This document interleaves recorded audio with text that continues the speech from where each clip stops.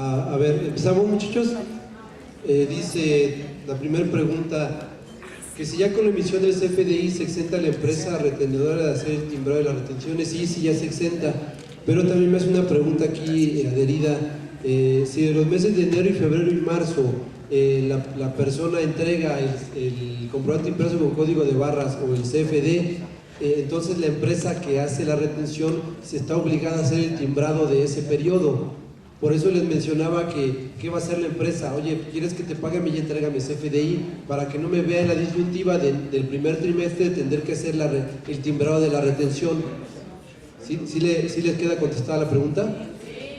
Bien, esa es una. Segundo, ¿qué tipo de contabilidad lleva el régimen de incorporación fiscal? Ya no sabemos, ¿no? Realmente el régimen de incorporación fiscal tiene la opción de irse al sistema de registro fiscal. Por lo tanto, ahí presentará ingresos y deducciones, podrá facturar, y acuérdense que tiene que poner el RFC de sus gastos, de sus bienes o servicios para que quede eximido de la DIOT. Puedo no hacerlo y entonces tendría que llevar una contabilidad formal según las reglas de impuesto de la renta, en donde quedó en sus reglas 111 a 113.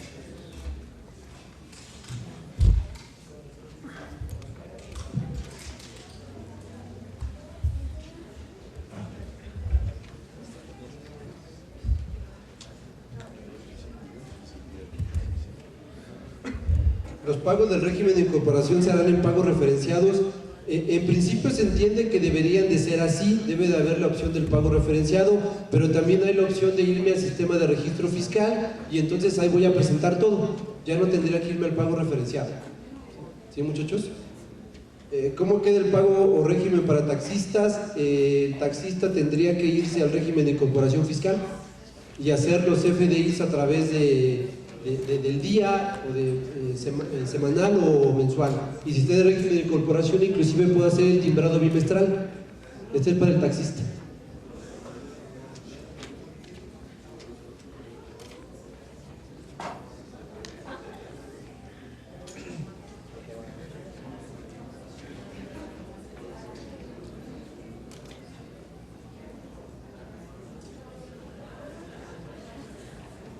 Una persona moral dedicada a la compra-venta de chatarra que retiene IVA debe timbrar la retención por este concepto. Sí debe, sí debería timbrar la retención por este concepto, a menos de que al que le haga la compra-venta de la chatarra, le dé la compra de la chatarra, pero le entregue su CFDI para que aplique la regla de no hacerle el timbrado de la retención. Pero en principio sí, la persona moral tendría que hacer el timbrado de esa retención de IVA.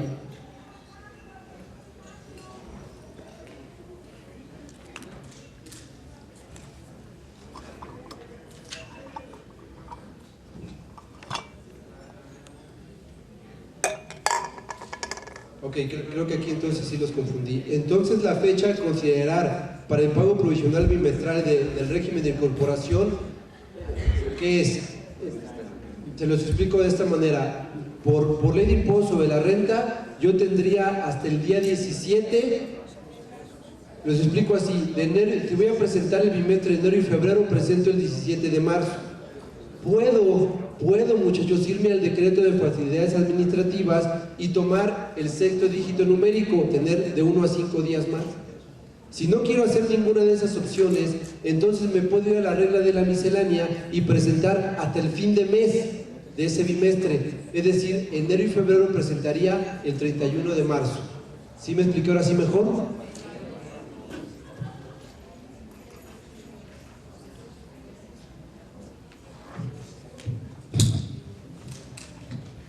Dice un repeco que adquiera una franquicia puede seguir o puede estar en el régimen de incorporación fiscal dependiendo de los ingresos. El tema es, al adquirir una franquicia, si la franquicia tiene ingresos no suficientes como para no estar. Entonces, el tema es el importe del ingreso que genere la franquicia. ¿En qué fecha se debe de presentar la declaración de DIOT?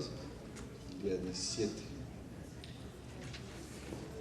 ¿Hay algún monto en los depósitos bancarios para que la autoridad no reenvíe, siendo no contribuyente. No se señala el importe, no sabemos cuál va a ser la política para estos límites de aviso. Todo esto es verdaderamente incierto, apenas se está iniciando. El problema que se tiene es quién va a usar esa información y cómo lo va a usar. En su opinión y experiencia y conocimientos en relación con la reforma hacendaria, ¿tendrá algún impacto favorable en el entorno económico del país y por consiguiente en la economía de las familias? Esto es verdaderamente subjetivo. Yo creo que la reforma se tenía que haber hecho. Esta no es la reforma que estábamos esperando, por el federalismo y por el incremento del número de contribuyentes. El régimen de incorporación es a 10 años y no sabemos cuál va a ser el proceso que se siga. Si estamos hablando de factura electrónica y el día de hoy tenemos un universo de 9 millones y los que están registrados el día de hoy es menos de 1 millón, ¿cuál va a ser la forma de coerción que tenga el SAT para que todos cumplan? Ese es el problema al cual nos estamos enfrentando. Cuando se hizo lo de la factura electrónica obligatoria para los primeros contribuyentes, que fueron 1,250, que son los que se autofacturaban, pasó un año y solamente cumplieron el 35%. Estaba considerado como un fracaso. Sin embargo, de mayo de ese año a diciembre, el 98% cumplió. Si sí cumplieron, entonces ese 2% sí fue fácilmente fiscalizable e incorporable y sancionable. Si se hubiera quedado el 65% sin cumplir, el efecto hubiera sido diferente. Si tenemos una cantidad tan grande de contribuyentes que no se incorpore, no sé qué es lo que vaya a pasar, y es a lo que le está apostando el día de hoy la reforma fiscal.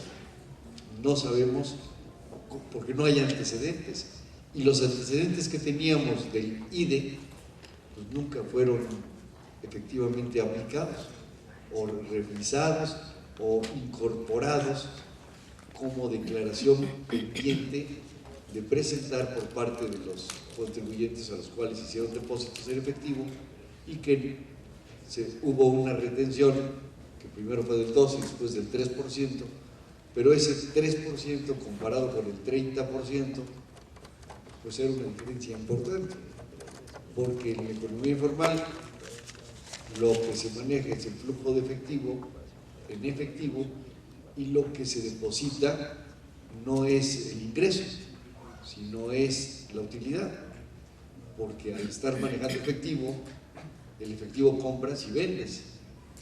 ¿Qué es lo que se deposita? La diferencia. Entonces, estábamos hablando de depósitos de utilidades y no de ingresos. ¿Cuál va a ser el efecto? Ese es el que vamos a tener que esperar a ver cuáles son los resultados. El día de hoy la autoridad está muy optimista, pero no podemos ver esa forma de pensar optimista hasta no tener evidentes resultados. ¿Cuál sería la sanción por tributar en el régimen de incorporación cuando no le corresponda por ser socio accionista a una persona moral? No hay en infracciones y sanciones de código no hay una sanción, pero me voy a la siguiente lógica. Si la autoridad me cacha en el régimen de incorporación donde no debería de estar, pues entonces en un momento dado me puede hacer no deducibles o me puede tener una presuntiva en base al régimen que sí debería de estar. esa sería la sanción que me generaría y determinar un crédito fiscal en base a una diferencia. Porque en el Código Fiscal de la Federación no veo una sanción a quienes no pertenezcan al régimen de incorporación, pero lo que sí pueden hacerme es una presuntiva en base al régimen en el cual debí de haber estado. No lo tomen en saco roto, de verdad, si no pueden pertenecer, no pertenezcan a ese régimen, no por la bondad que tiene. ¿Sigue vigente la obligación del pago de la gasolina con tarjeta de crédito o débito, aunque sea menor a...? Sí, sigue vigente, eso no lo quitaron. ¿Los contribuyentes del régimen de incorporación podrán solicitar la devolución del IVA? Sí, pero si entran al esquema de solicitar el estímulo de la última parte que les mencioné, pues no pueden hacerlo, ¿no? Inclusive el mismo decreto dice que los estímulos que se han dado no son acumulables para impuesto sobre la renta, entonces no abusemos tampoco. En el régimen de incorporación fiscal para 2014, las declaraciones se presentan en ceros. Bueno, se presentan con el ingreso para efectos de pago del IVA. El IVA sí se va a pagar, lo que no se va a pagar es el impuesto sobre la renta. Si tengo una tienda de abarrotes en zona rural para hacer régimen de incorporación y deberé emitirse FDIs, sí tendrías que hacerlo al pasar al régimen de incorporación fiscal. Lo que tiene la opción es si lo hacen con el público en general, de hacer sus comprobantes simplificados, pero no les exime de la presentación del CFDI, y eso lo tienen que hacer a fuerza. El diferimiento para la emisión del CFDI también lo pueden hacer las personas morales. Si me estás hablando del timbrado de nómina, la persona que me preguntó esto, sí, el diferimiento es para físicas y morales. En el caso de facturación electrónica solamente es para personas físicas. Las personas morales ya tienen que estar haciendo factura electrónica. Para la condonación de multas solo es cuando la autoridad me haga revisión, efectivamente, solo cuando la autoridad me revise, realmente la disposición viene en ese sentido. ¿Qué hago con el resto del 53% en caso de pagos por préstamos? ¿Cómo me afecta como contribuyente? Es no deducible. A la persona que me haya preguntado esto, las prestaciones exentas, solamente puedo decir el 47%, por consiguiente el 53% es no deducible, de ese tamaño me afecta.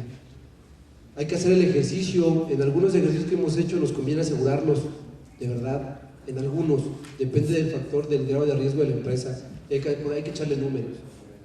Si tengo un título de educadora pero tengo una ferretería, ¿puedo tener régimen de incorporación? Sí puedes estar, no es por el título de educadora, es por la actividad que haces.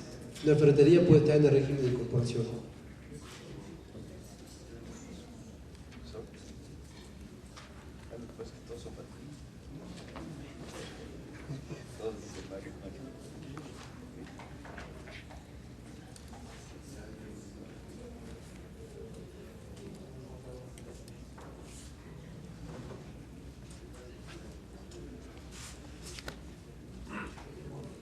Una persona física renta casa a un extranjero y él te deposita la renta mediante transferencia. ¿El arrendador está obligado a emitir comprobante fiscal? Sí está obligado, pero el extranjero no tiene RFC, hay que ocupar el genérico.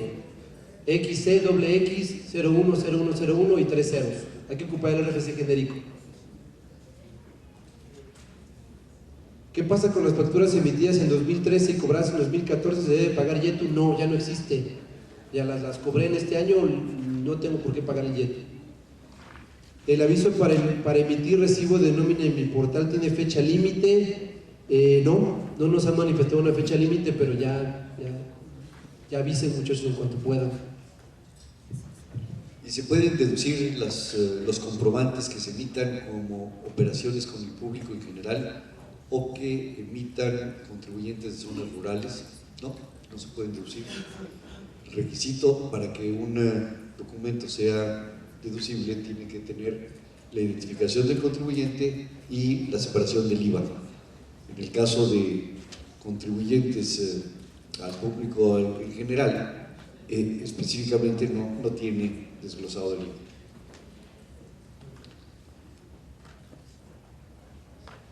El cálculo de 2015, si se toma como nómina deducible el 47% o el 53%, se hace al finalizar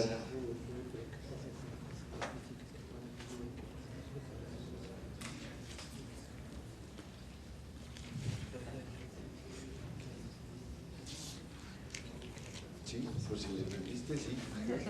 No, perdón, pero no entiendo la letra. Dice, la letra, no voy a tratar de... Dice el cálculo, ok, acuérdense que para las personas morales en el 2014 pues nada más deduzco de las prestaciones exentas el 47. En 2015 tendré que hacer la formulita que les dije. Muy buena pregunta. ¿Y las personas físicas? Porque la persona física sí deduce en los pagos provisionales, que es diferente a la persona física, la persona moral. Entonces la persona física solamente va a poder deducir en los pagos provisionales el 47% en 2014 de sus prestaciones exentas de su nómina.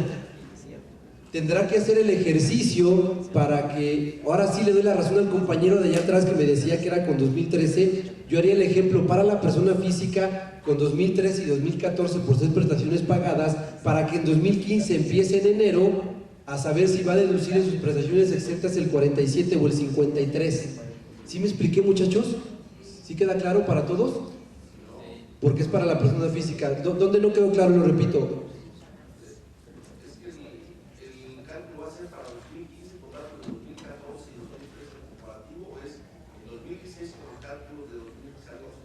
Para la persona moral, insisto, sería con 2014 y 2015 porque va a presentar su anual hasta el final, pero la persona física, la persona que me hizo esta pregunta tiene razón, la persona física deduce los provisionales, todo, depreciaciones, nóminas, rentas, entonces sí la persona física tiene que buscar su cálculo en 2015 desde enero, entonces sí tomaría, le doy la razón al compañero de allá atrás, las pagadas de 2013 con respecto a 2014 para que empiece en enero a saber si va a tomar el 47 o el 53. Ahí sí lo haría de esa forma para la persona física.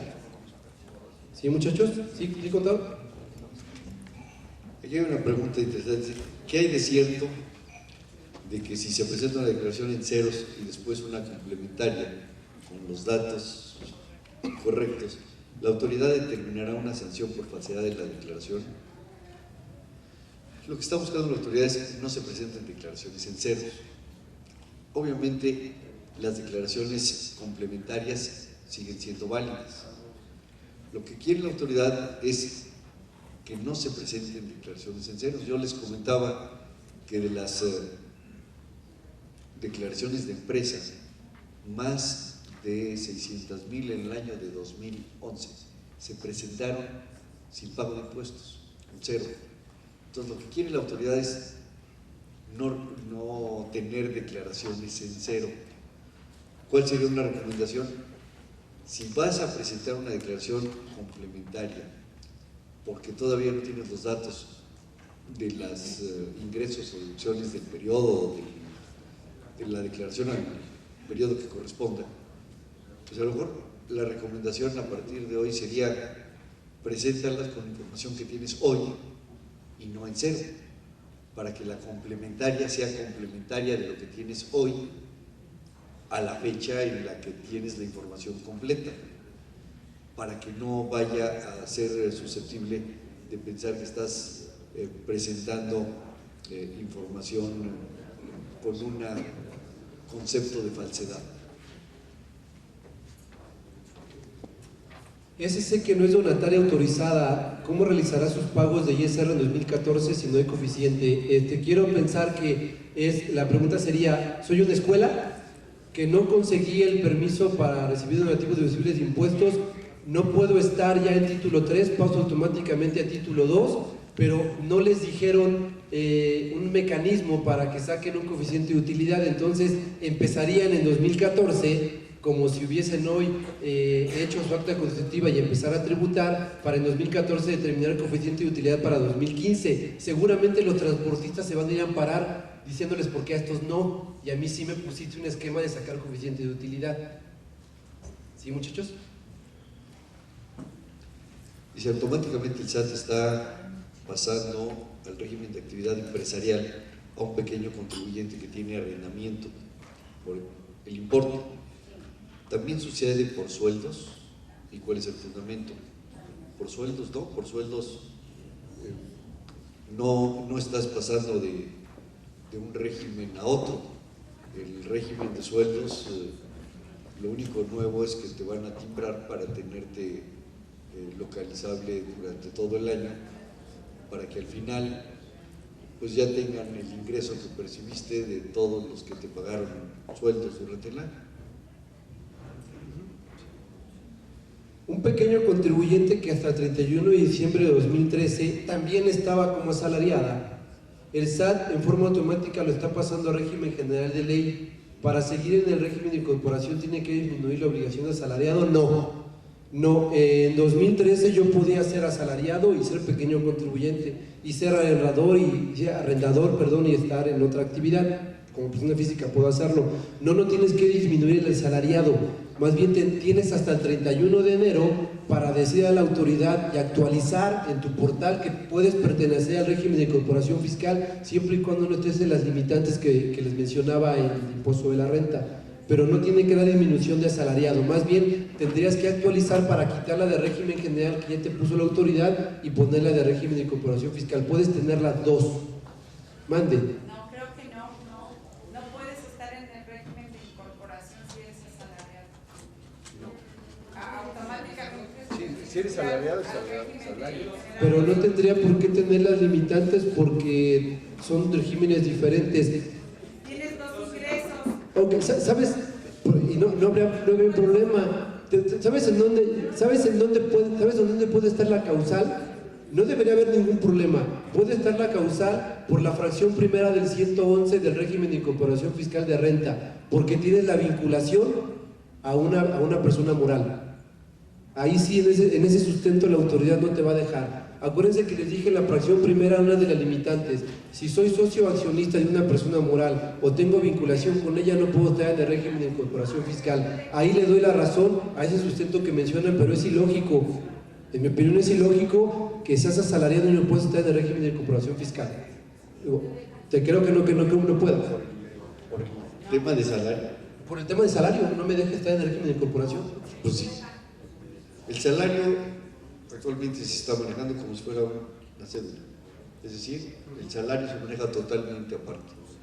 Tú tienes ingreso por salario, el patrón te retiene y entera. Y tú no puedes inclusive hacer ninguna deducción de segunda clase. Pero si pudiera ser arrendador o pudiera ser... Ese es otro, entonces te lo manejan como...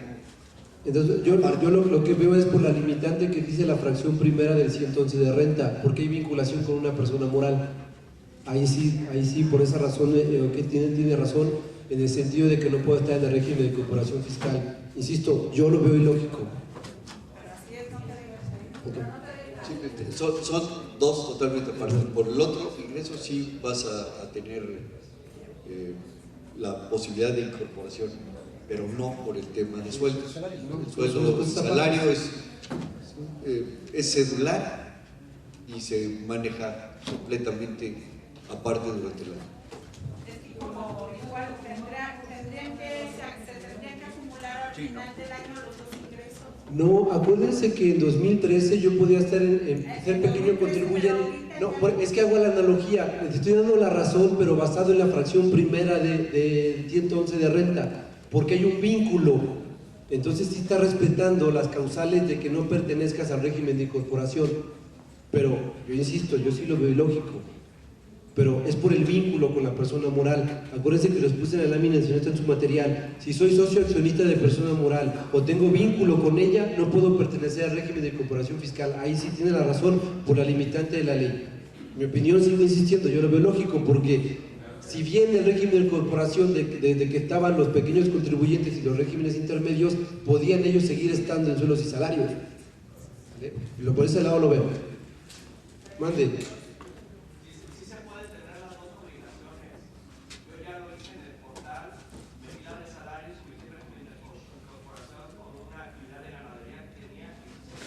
Ah, sí, por separado. No, sí, pero hablo de la separación. Sí, ya digo. No sé si tenga que ver con que la página está realmente fallando demasiado, pero insisto, o sea, yo lo veo lógico que la autoridad te lo niegue. Son dos ingresos totalmente diferentes. Ahora bien, pero también vuelvo a insistir, dice, soy socio o accionista, aunque parezca que es rayado, de persona moral, no puedo participar en el régimen de corporación. Y si tengo vínculo, entonces el vínculo es ser trabajador de una empresa. Entonces no podría existir en ese régimen, no tendría que estar. Ahí sí, a lo mejor tienes que tener cuidado, compañero.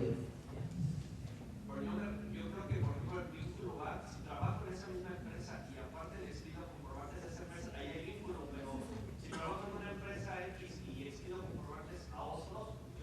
Te doy toda la razón y en la plática de reformas fiscales lo dije de dónde venía el origen. Cuando nacen los pequeños contribuyentes, ¿qué hicieron muchos empresarios? Creaba mi pequeño contribuyente y me facturaba 4 millones de pesos pagados al 2.5%. Y ahí creo que viene todo eso, el por cuál pusieron las limitantes. Y te doy la razón de lo que menciona, lo que pasa es que está ahí está esa fracción primera en la que hay que tener cuidado nada más. Eso se podía hacer. Sí, cuando nací. En las épocas de Cedillo inició esto. Mande, compañera. Están llegando avisos del SAT donde te dicen que no puedes hacerlo, no te puedes integrar al régimen de incorporación si eres asalariado. Insisto que es por esa fracción primera del 111, chequenlo en sus láminas, porque hay la vinculación, nada más que nunca me definió el término vinculación. Es más, tan así de simple, si yo soy socio de una persona moral y mi esposa quiere entrar al régimen de incorporación, no podría, porque tiene el vínculo conmigo. Así de sencillo, así de ambiguo está la palabra vínculo en esa fracción. Mande. ¿No podrá ser también por el hecho de que dentro del artículo 111 dice que este nuevo régimen es aplicable a las personas físicas que únicamente realizan actividades empresariales o presten servicios para los que se refiere al artículo? No se oye. Dice la compañera que empieza el 111 diciendo que este régimen es únicamente para personas físicas que realicen actividades empresariales. Sí, tiene la razón la compañera, viene por ahí y viene, insisto, porque en las limitantes la palabra vínculo no la definieron de manera correcta. Yo pensé que en la miscelánea iba a haber alguna definición de ese vínculo, no lo existe, por lo tanto, si estoy en sueldos y salarios, le doy la razón a todos los compañeros que dijeron, es que no me deja, y el compañero me dice, sí, a mí sí me dejó, yo le doy la razón a las personas que no los deje, y al compañero le digo, ten cuidado por esa fracción primera. De entrada, la autoridad te va a decir que no debes de estar ahí.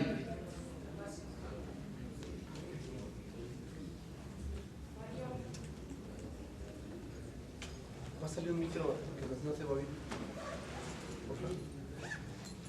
Mientras, ¿cómo quedaron las facilidades administrativas de transporte? ¿No han salido? Sí hay algunas facilidades en la Ley de Ingresos de la Federación, ahí sí existen algunas facilidades todavía, pero no el documento de facilidades administrativas como tal que salía cada año, ese no se ha emitido.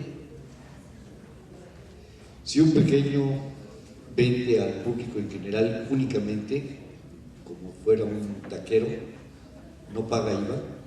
Sí paga IVA. Lo que pasa es que el IVA está incluido en el precio, que ese es el concepto general de público en general. Mario, una pregunta. Si tengo ingresos por arrendamiento y aparte por un taxi, ¿los ingresos por el taxi puede estar en el régimen de incorporación? Sí, sí puedes estar, son dos cosas, son dos ingresos totalmente diferentes. Porque Sí. Hacienda envió un papel de que pasaba al régimen general. ¿Al régimen general? Sí. Porque tenía las dos actividades. Pues,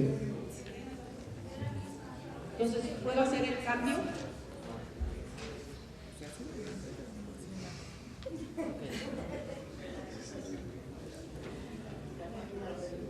te voy a decir qué es lo que pasa, compañero. Voy a hacer alusión, ya no está la compañera que lo dijo.